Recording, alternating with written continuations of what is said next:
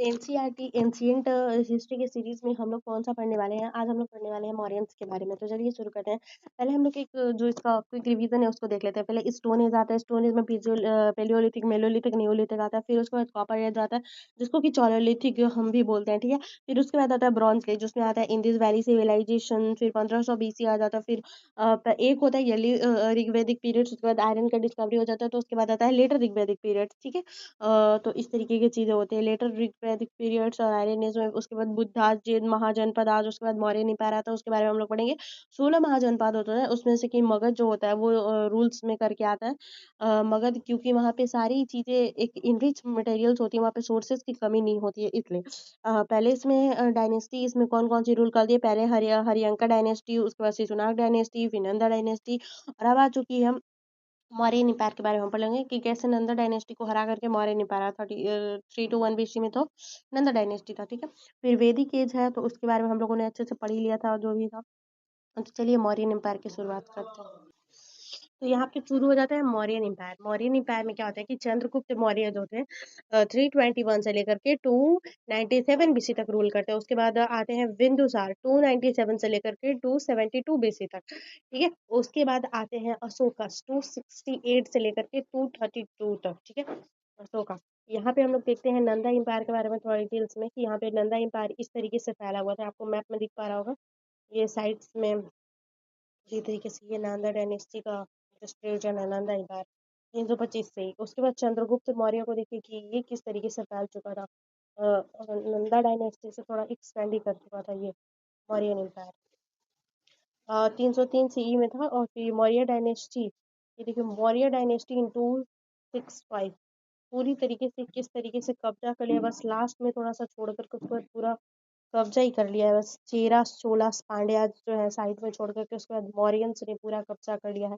All Afghanistan sides तक में पूरी तरीके से 321 से लेकर के 320 तक। ये जो है छोटा सा ट्रिब्यूटरीज है, ये मौर्यन डायनेस्टी आप देख सकते हैं।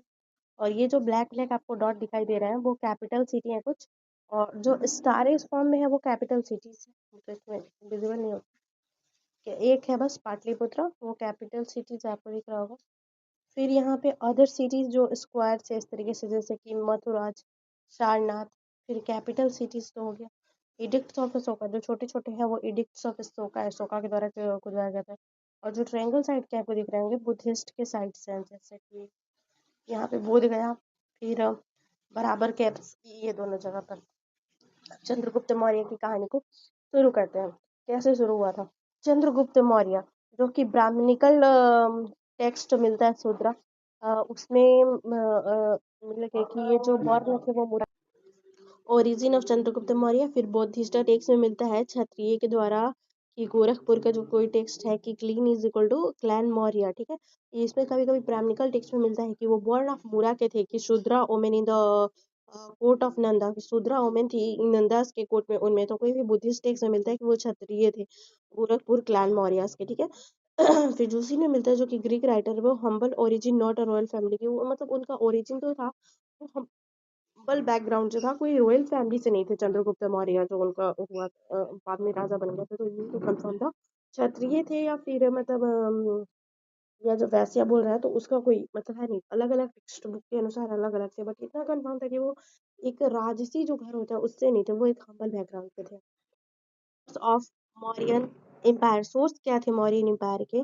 तो मुद्रा राक्षस के द्वारा मिलता है जो कि विशाखा दत्ता में लिखा हुआ है, उससे जानकारी मिलती है। फिर अर्थशास्त्र कौटिल्य के द्वारा, उसमें भी मिलती है। फिर मेगा स्त्री जाए थे इंडिया, वो अपना बुक लिखे थे उसमें भी।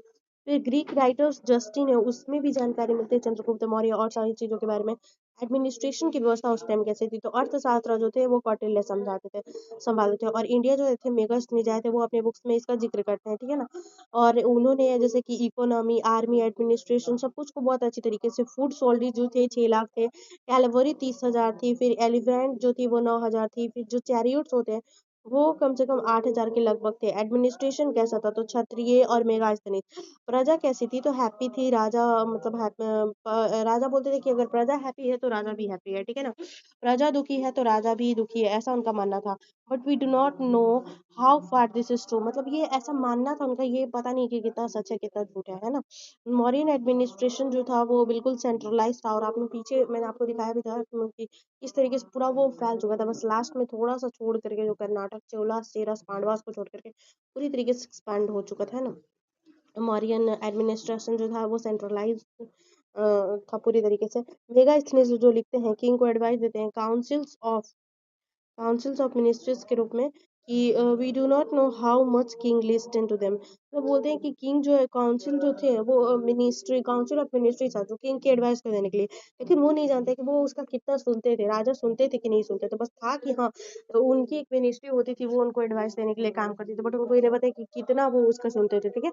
अब किंग प्लस काउंसिल और मंत्री परिषद, किंग कौन से थे और काउंसिल क्या था मंत्री परिषद में। तो मौर्यन एम्पायर में पांच जो प्रांत थे उनमें डिवाइड किया गया था। मतलब नॉर्थ प्रिंस तक्षशिला, मतलब जो नॉर्थ प्रोविंस है, नॉर्थ का क्षेत्र, उसको तक्षशिला किया गया। साउथ का जो क्षेत्र है उसको सूर्य नगरी, सूर्य वन सूर्य वनगरी, ठीक है, सूर्य वनगरी, ठीक। वेस्टर्न प्रोविंस को उज्जैन, ईस्टर्न प्रोविंस को तोशाली, सेंट्रल प्रोविंस को पाटलिपुत्र, ठीक है। और मंत्री परिषद में कौन थे, युराजा, यानी कि जो क्राउन के प्रिंस, जो कि राजा होंगे, अब आने वाले पुरोहित यानी कि प्रेस्ट, सेनापति जो कमांडर होते थे, और फिर मैटरेंस, ये सारी चीजें थी। इकोनॉमी कैसी थी, मतलब एक अच्छा बोला जाता है, जैसे कि जब हम लोग चाणक्य की, तो वो बोलते थे कि मतलब टैक्स जो सरकार है उसको ऐसे लेना चाहिए जैसे कि एक जो शहद होती है, हनी भी होती है ना, वो फ्लावर से नेक्टर निकाल लेती है अपना शहद बनाने के लिए, अपने जो उसको चाहिए होता है वो फ्लावर से निकाल लेती है। बट फ्लावर की कोई ब्यूटी, कलर, सुगंध, इसमें कुछ इफेक्ट नहीं आता, तो वो उस तरीके का टैक्स होना चाहिए, ठीक है। तो वो उन लोगों का मानना था, तो इसलिए फिर से देख लेते हैं क्या है कि न्यू लैंड ब्राउट करने पर अंडर सिविलाइजेशन एग्रीकल्चर प्रोड्यूस हो रहा था, इनकम इंक्रीज हो रही थी, स्टेट की इकोनॉमी भी इंक्रीज थी। टैक्स ऑन एग्रीकल्चर था 1/4 of the produce, more fertile land था इसलिए 1/6 ऑफ द मतलब अगर कम फर्टाइल हुआ तो 1/6, ठीक है। और इट्स इरिगेशन स्प्रेड था, वाटर टैक्स लगता था, ठीक है। और फिर टोल टैक्स भी लगता था, ठीक है। अब हम लोग बताएंगे कि स्टेट मोनोपोली जो था वो माइनिंग जो था, स्टेट मोनोपोली एक ही सिस्टम से माइनिंग होते रहता था। मैन्युफैक्चरिंग ऑफ आर्म्स, ठीक है। जो मैन्युफैक्चरिंग थी वो मतलब हथियारों की जो मैन्युफैक्चरिंग थी वो हो रही थी। वी सेल्स ऑफ लिकर्स, जो शराबों का खरीद बिक्री वो था। इकोनॉमी इंक्रीज करेगा तो एम्पायर भी इंक्रीज करेगा। चंद्रगुप्त मौर्य 321 बीसी में इनका एक्सपेंशन हुआ। 305 बीसी से लेकर सीएम वर्सेस सेल्कस निक्टियर जो थे वो किए। सीएम गिव 584 टू द, जैसे कि चंद्रगुप्त मौर्य थे ना, वो वर्सेस सेल्कस निकेटर्स क्या हुआ था कि उन्होंने 500 एलिफेंट सेलर्स निगोशिएशन कर दिया था आउटकम पीस का कंक्लूड करने के लिए। एसन गिविस और सॉलिनस निकेशन ने उनको दिया था peace, his temporary to the, और फिर जो सेल्यूकस निकेशन है also gave his daughter Helena to the Chandragupta Maurya. उन्होंने चंद्रगुप्त मौर्य को अपनी डाटर हेलिना दिया था, विवाह करवाया था। इसके बदले जो चंद्रगुप्त मौर्य है उन्होंने उसको 500 एलिफेंट दिया था, और जो गेव हिज टेरिटरी, उन्होंने अपना जो एक प्रांत राज्य था, सेलूनस निकेशन ने अपना एक प्रांत भी दिया था चंद्रगुप्त मौर्य को, ठीक है। चंद्रगुप्त मौर्य यानी कि सेंट्राकोटस ग्रीक, चंद्रगुप्त मौर्य कौन थे, तो उनको सेंट्राकोटस ग्रीक, मतलब उनको बात होता है कि Chandragupta Maurya Sandrocottus Greek. Expansion conflict होता है तो कैजुअलिटीज होती है, फिर ज्योतिष Magadh famine. Chandragupta Maurya wanted to repent, ठीक है। रिटायरमेंट के बाद Bindusara sits on the throne, जब उन्होंने ले लिया तो बिंदुसारा जो थ्रोन थे, गद्दी थी, उस पर बैठ गए। ही गोज टू द स्वर बोलेंगा कर्नाटक को चले गए थे। इन्होंने अडॉप्ट कर लिया था Jainism and spent his last to the Shravanabelagola, मतलब जो जल के द्वारा विधि होते त्याग करके, भोजन त्याग करके उसके। फिर अब आते हैं एमित्रोस चास्ट बिंदुसारा के बारे में। इसको maintaining good relations with the Greeks, इन्होंने गुड रिलेशंस को मेंटेन किया ग्रीक्स के साथ। फिर एंटीचोनिन स्वीट्स किंग डिनाइड फैक्ट सोपिस intellectual ambassador in the court of Bindusara डेमिकल सीरिया एंड डिनोसिया इजिप्ट। फिर अशोका जाते हैं तो to administration justice Ashoka appoints राजपुत, अशोका, ठीक है। लैंग्वेज स्क्रिप्ट क्या थी? ब्राह्मी थी, प्राकृत थी, north east printed inscription, Arabic plus Kharosthi script. Ashoka 268 से लेकर 232 बीसी तक। He killed his 99 brother to seat on the throne, ऐसा बोला जाता है। फिर क्वेश्चन 2040 में कि राज्य Ashoka Khankalis, Ashoka's names Muskis, rocks, pillars, Ashoka inscription to talk about the citizenship's highway, to spread dhammas, the Ashoka appointed dharma administration due to the blood caste Ashoka policy, Atta Kalinga, what's the Buddhism, the backreach, the physical consequences, and Dharma Sundar, the culture conquest. ठीक है, इस तरीके से बता। तो administration just Ashoka appoint Rashtrakutas.